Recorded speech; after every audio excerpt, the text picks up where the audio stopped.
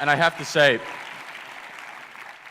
I was made aware of you probably 8 or 9 months ago, but where I really leaned in is when you just obliterated Cathy Newman. Is that her name, Cathy Newman from the UK? Oh Yes. my goodness.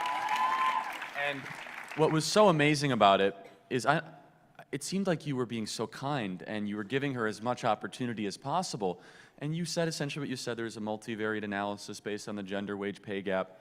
And she said, well, that must make you anti-women. You know, it was astonishing that she couldn't reconcile what you were saying, that you were actually trying to find some commonality upon that this might be a problem, there might be some ways to potentially have a discussion around it. She was immediately trying to marginalize your viewpoint of there's no way that we could possibly have any sort of agreement, why can't you admit this, so on and so forth. So I well, she was skeptical of me, you know. As a person, it was so evident. Yes. She was like, this is a bad person with bad intentions. Yeah. I have to do everything I possibly can to try to expose that.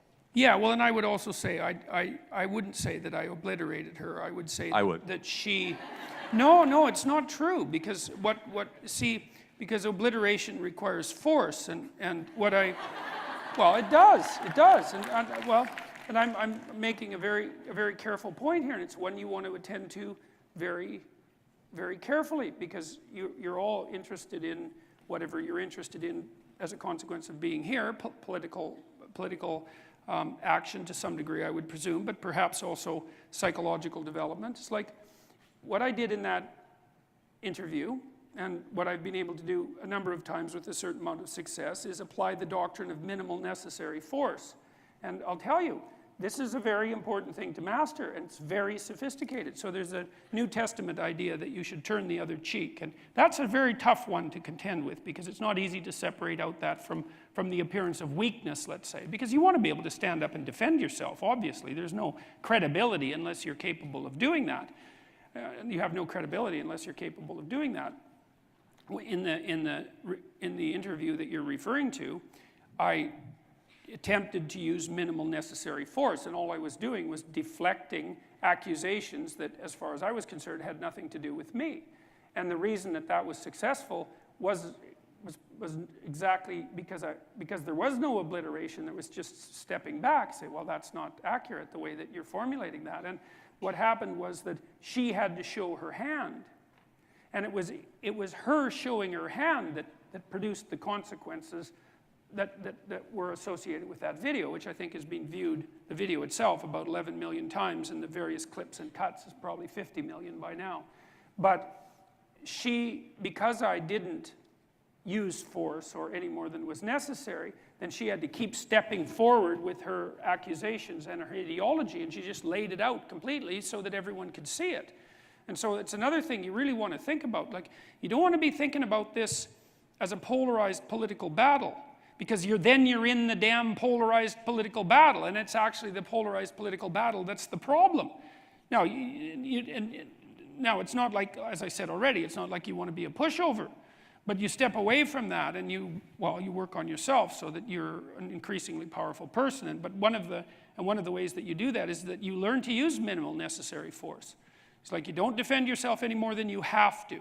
Like, be careful. Don't push any harder than you need to, because all you do is you generate a counterforce by pushing harder than you need to, and then you're in conflict.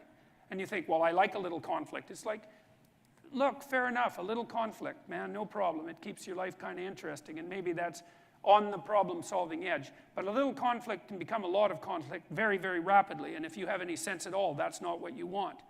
You know, especially if you have other things that are better to do, and you should have other things that are better to do.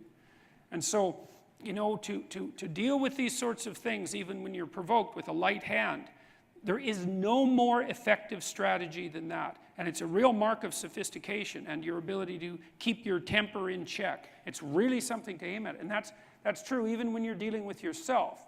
You know, you don't punish yourself any more than necessary.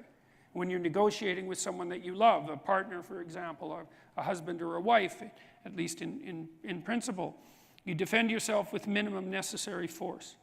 And so it's not, you know, there's been a lot of videos that have been cut out of my talks that Jordan Peterson obliterates X journalist or Y journalist, and I'm not putting those clips up, and they're clickbait to a large degree. But when I've been successful in responding to attacks, it's only because I've responded to them minimally. So, for example, there's been a number of times when I've gone to universities and had pretty nasty demonstrations. There was one at McMaster University that got quite out of hand, and a worse one at Queen's University, where people were pounding on the windows while we were all sitting in the hall. But it was the same thing there. It's like control of temper, detachment, understanding that the full event has yet to play itself out, the ability to step back, and the requirement to use minimal necessary force. And when I've been able to manage that, then it's worked. And if my temper gets riled up, and I have a temper, and if it gets riled up and I start to lash out more than necessary, then that goes badly right away. And I can see that in the comments, and I can see that the memes that are made of me turn a little bit more mean instead of funny. And so this is really an important thing to know. It's like, keep your temper under control. Don't burst out into self-righteous anger, in particular against those that you might regard as your political enemies. It is not going to help you. It's not going to help the cause. It's not going to help anything. And so, yeah. That's terrific wisdom. See, you can accomplish what you want to accomplish if you're being wise about it by being eminently reasonable. That's the thing, is you can have reason on your side, and I mean reason in the best possible sense. It's like you don't have to be temperamental and impulsive in this sort of situation. You can try to put yourself together, which I would highly recommend, and then you can lay yourself open to the attacks. Now, that means you should be able to defend yourself. You should have the articulated structures at hand. You should orient yourself properly, politically and philosophically, and even physically for that matter, so that you're a force to contend with. But once you have that down, then you play it with the lightest possible hand. And that way also you have the highest probability of let's say, of changing the minds of people who are possessed by an ideology so that they can rejoin the productive political dialogue. And that's what you want. You don't want to defeat them. First of all, good luck with that. It's like, well, you've got to live with them. You can't defeat people that you live with, because there they are the next day. And if you defeat them, well, then they're defeated. And maybe that's not for the best. And second, it's not like they're happy about the fact that they're defeated. It's not like they're not going to be waiting around to find out when they can defeat you next. It's like if you're married to someone, think, well, I won that argument. It's like, no, you didn't. No, you didn't, because there that person is, waking up next to you the next day. And so if you won, and they're defeated and humiliated because of it, then the probability that they're going to react properly to you, if they have any sense at all, is very low.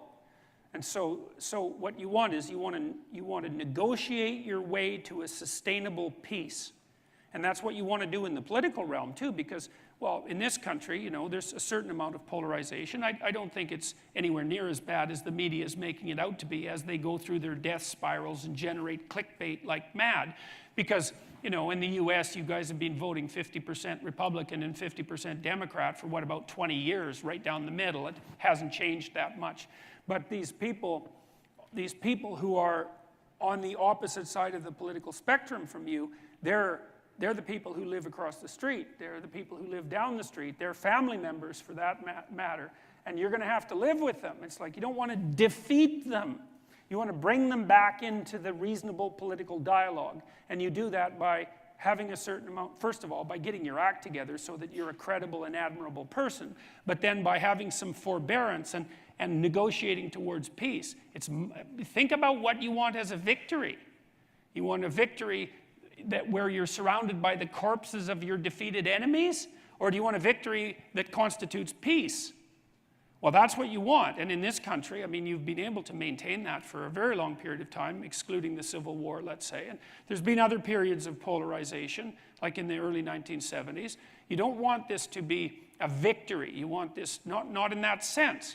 You want to decrease the polarization, to bring everyone back under the umbrella of intelligent conversation.